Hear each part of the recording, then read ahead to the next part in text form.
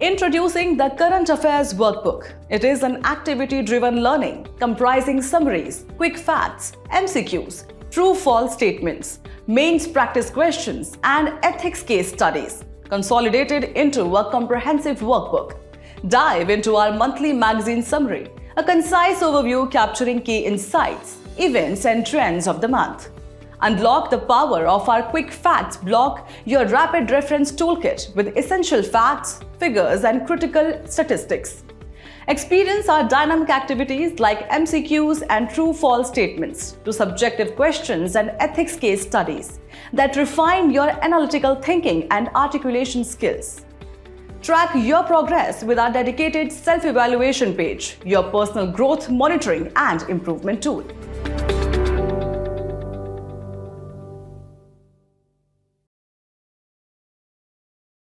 Hello and welcome to this edition of News Today. Without delay, let's have a look at the headlines first.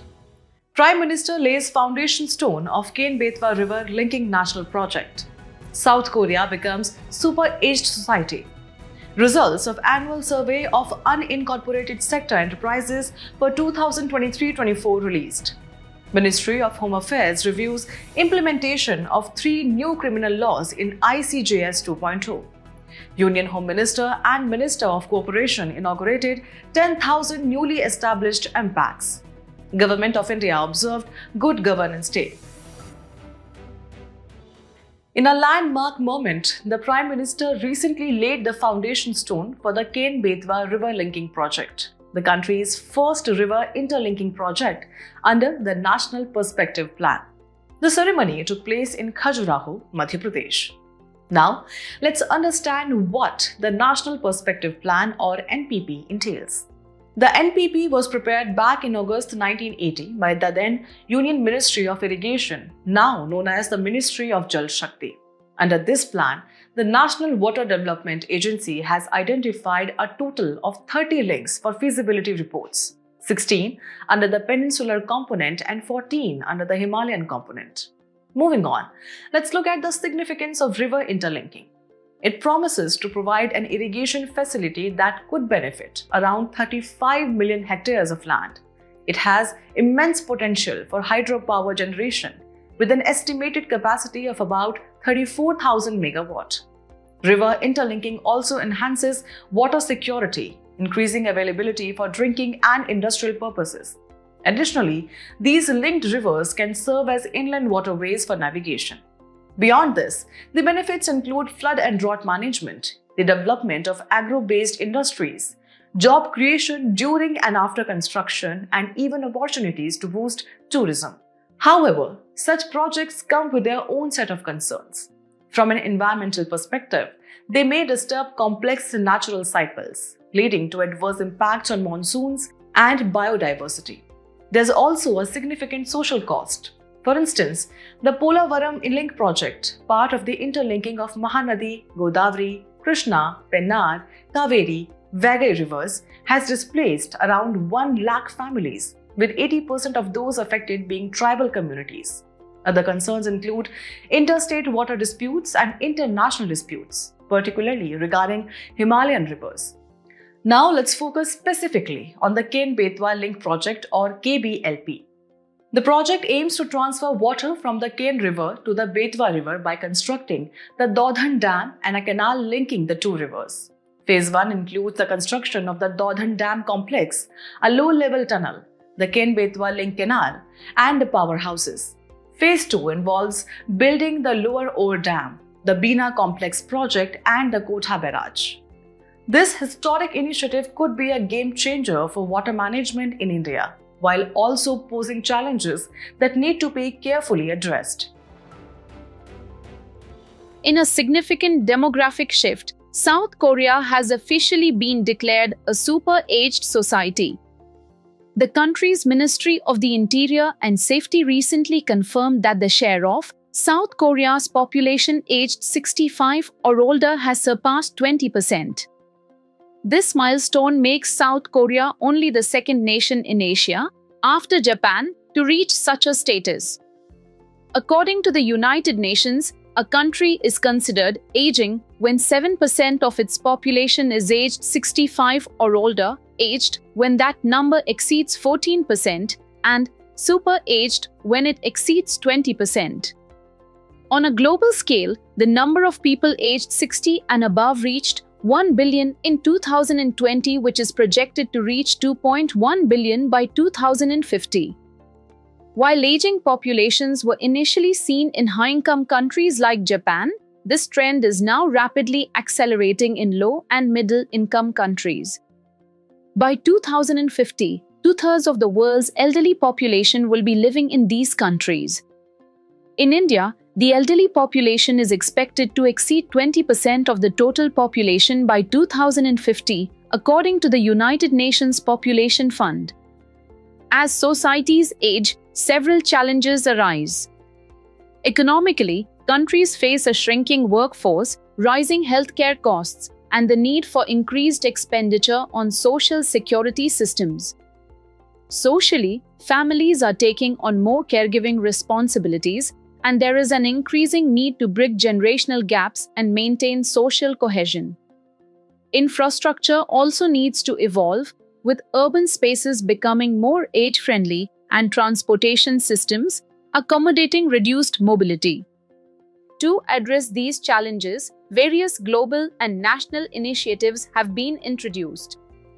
The United Nations has promoted the Madrid International Plan of Action on Aging since 2002, which aims to improve the quality of life for older adults.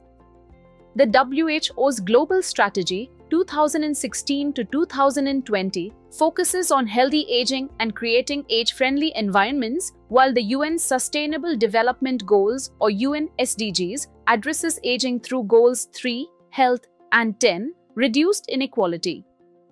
Additionally, the UN has launched the Decade of Healthy Aging 2021 to 2030, further committing to the well-being of older populations worldwide. In India, significant steps have also been taken to support the elderly. Programs like Ayushman Bharat Pradhan Mantri Jan Arogya Yojana provides public health insurance, and the National Policy for Older Persons 1999 and the Maintenance and Welfare of Parents and Senior Citizens Act of 2007 provide social protection. Furthermore, the National Program for Health Care for the Elderly, or NPHC, offers preventive, curative, and rehabilitative treatment. As the global population continues to age, these efforts are vital in ensuring a healthier and more inclusive future for older generations.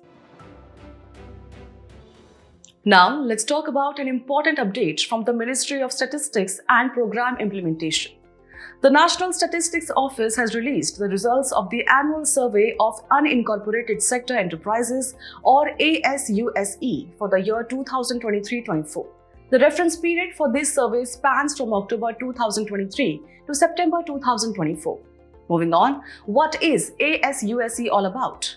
The survey aims to measure the economic and operational characteristics of unincorporated non-agricultural establishments in the manufacturing, trade, and other services sectors, excluding construction. The purpose is to provide critical input for policy making, national account statistics, and other data-driven decisions across ministries. Now, let's delve into the key findings of the survey. The number of establishments in this sector has grown to 7.34 crore, reflecting a 12.84% increase from 2022-23. A significant milestone in female entrepreneurship has also been noted. Female-owned proprietary establishments now account for 26.2% of the sector, up from 22.9% in 2022-23. Adding to this, the gross value added, or GVA, has shown an impressive growth of 16.52% at current prices, with the other services sector being a major driver. Employment figures are equally notable, with the sector providing jobs to more than 12 crore workers. Labor productivity, measured as GVA per worker, has also improved by 5.62% in current prices. And here's an indicator of the digital shift. The percentage of establishments using the internet has grown significantly to 26.7% compared to 21.1% in the previous year. This highlights a strong move toward digital adoption.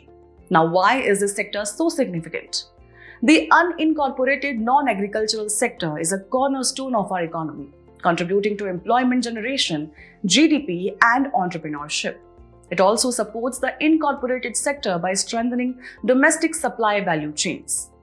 Finally, a quick look at what defines an unincorporated sector enterprise. These are producer units that are not legally separate from their owners. The assets belong to the owners, not the enterprises.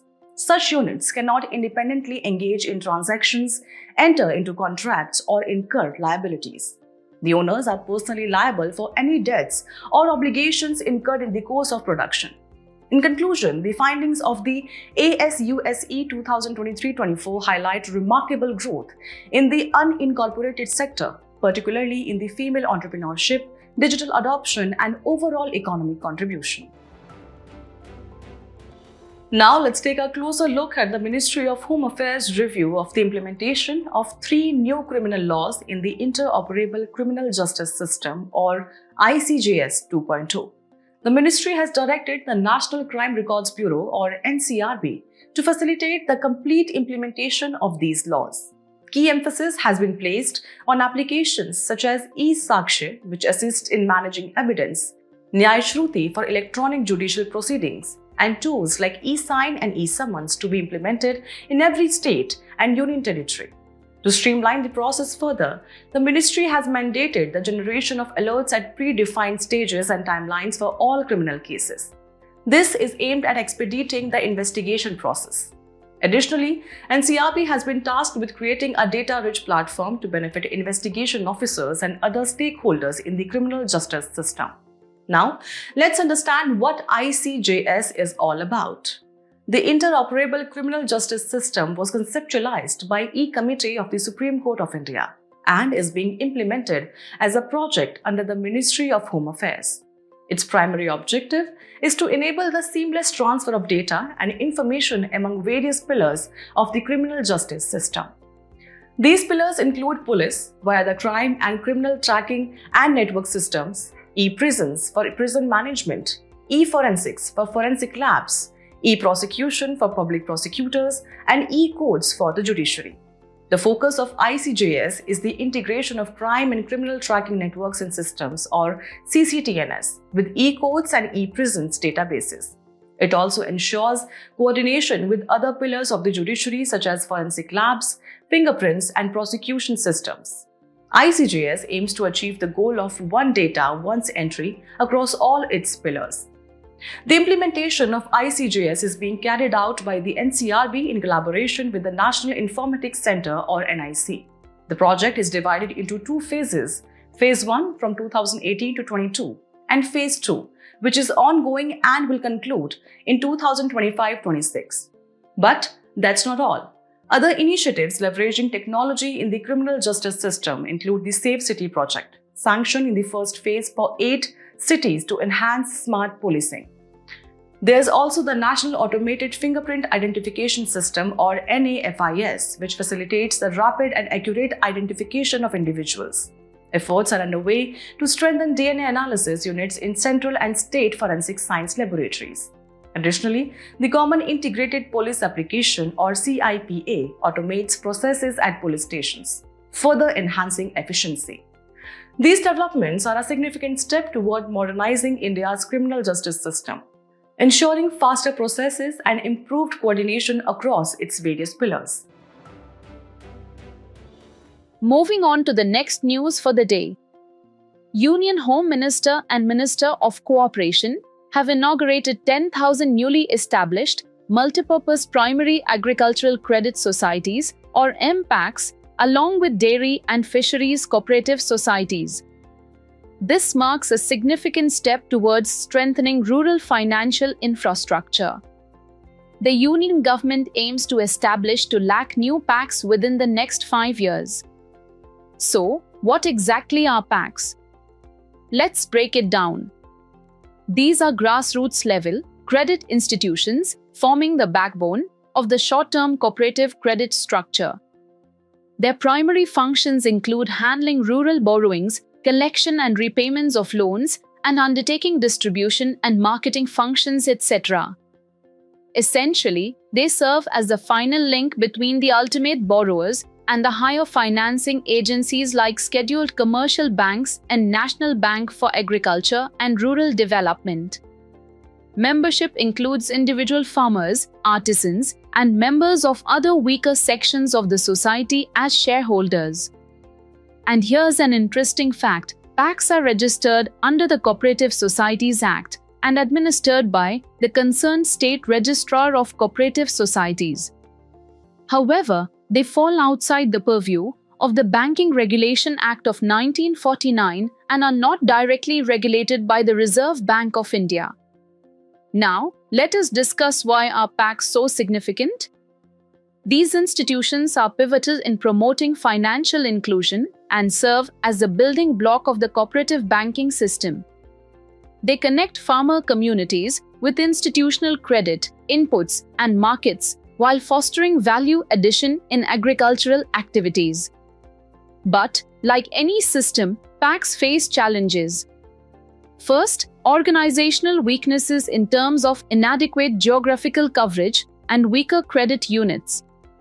Second, inadequate financial resources in relation to short and medium-term credit needs of the rural economy.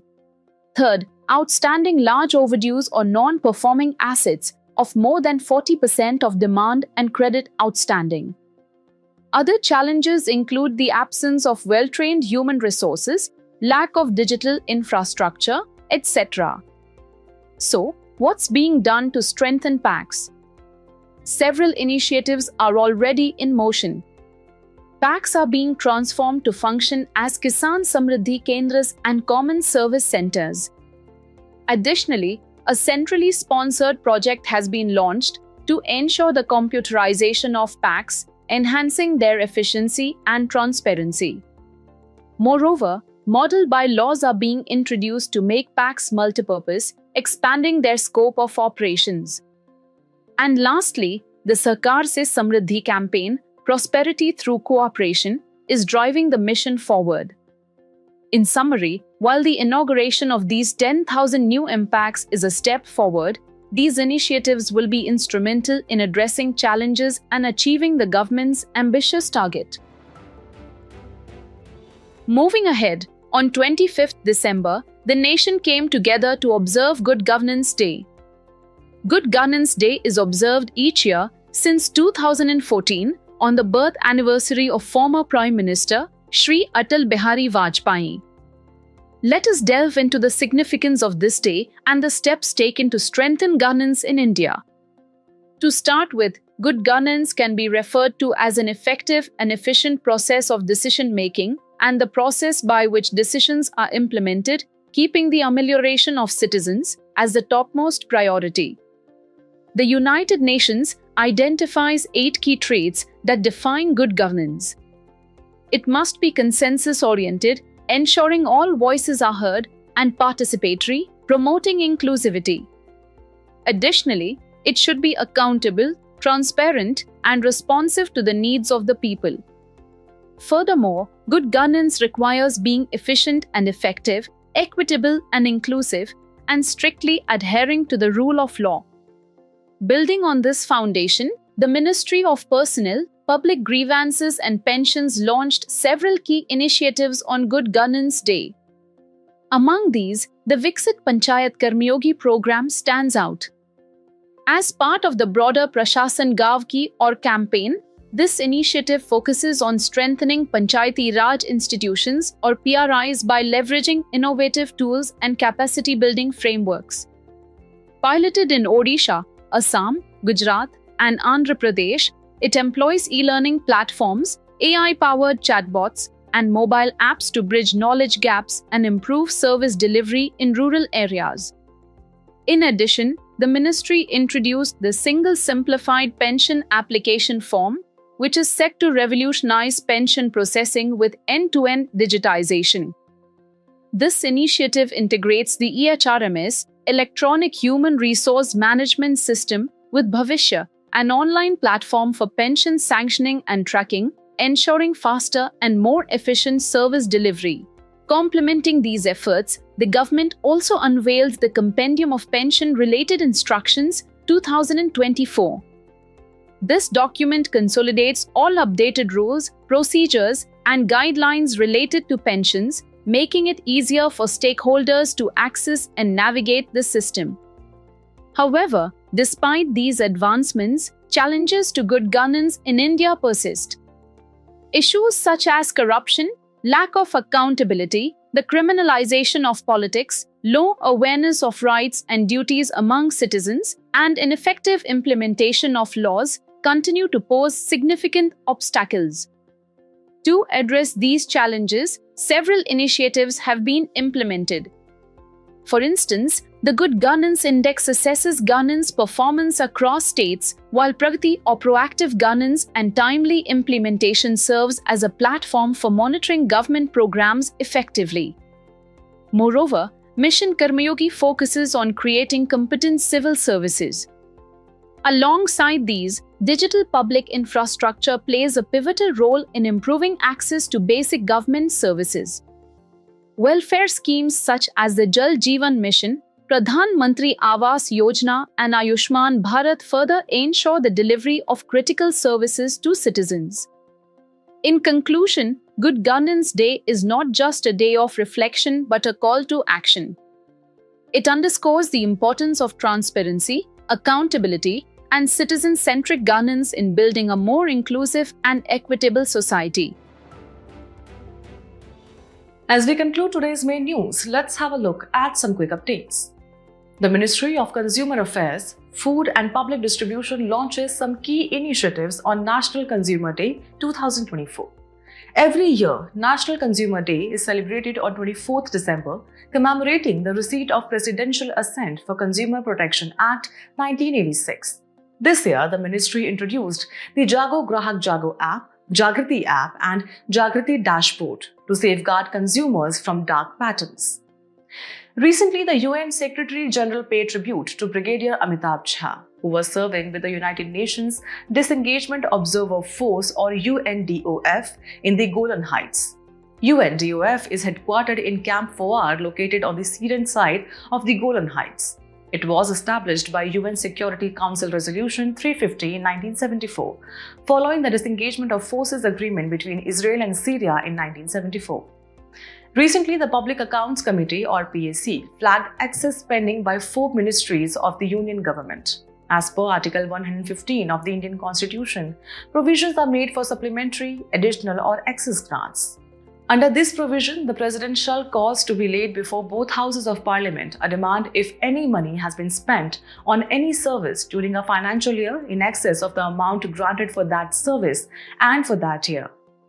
Recently, the Kilauea volcano erupted on Hawaii's Big Island. 99% of gas molecules emitted during a volcanic eruption are water vapor, H2O, carbon dioxide, CO2, and sulfur dioxide, SO2. The remaining 1% is comprised of small amounts of hydrogen sulfide, carbon monoxide, hydrogen chloride, hydrogen fluoride, etc. Recently, some experts have raised concerns over nondescript pond created by landslide growing into a massive lake in less than a year in the Kumaon Himalaya range in Uttarakhand. The landslide dam lake was created as a result of a broad range of mass movements occurring in different geomorphological settings. The Kaveri engine developed by the Gas Turbine Research Establishment under DRDO has been cleared for in-flight testing, marking a major step in India's aerospace self-reliance. The Kaveri engine project began in the late 1980s to power the Light Combat Aircraft or LCA Tejas. Later, DRDO focused on developing a dry version of the Kaveri engine for UAV applications. According to the World Health Organization or WHO, Yemen is the most affected country globally by cholera. Cholera is an acute diarrheal infection caused by consuming food or water contaminated with the bacterium Vibrio cholerae. While most people with cholera have no or mild symptoms and can be treated with oral rehydration solution, the disease can become fatal if treatment is not quickly accessible. Study of archaea have given scientists clue to survival strategies of microorganisms by adapting to harsh conditions with the help of their toxin antitoxin or TA systems. TA systems are found in many bacteria and archaea and are usually composed of a toxin that inhibits an essential cellular process and an antitoxin that counteracts its cognate toxin. Centenary of 1924 Belgaum Congress session is being celebrated in Belgavi, earlier Belgaum, Karnataka on December 26-27.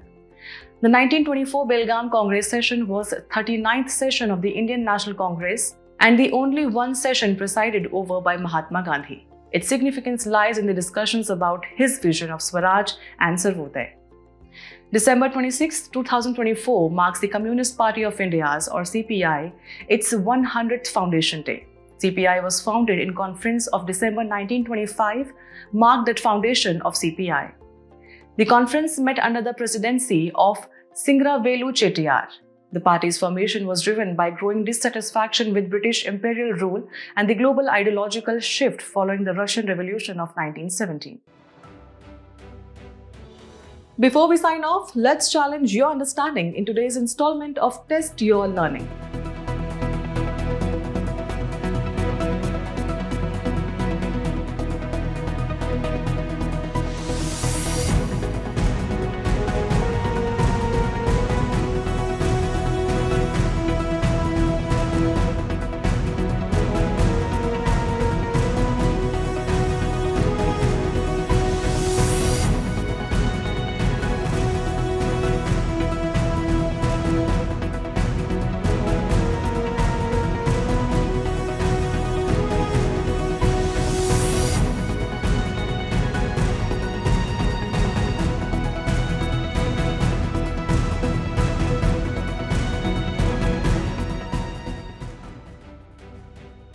Thank you for joining us.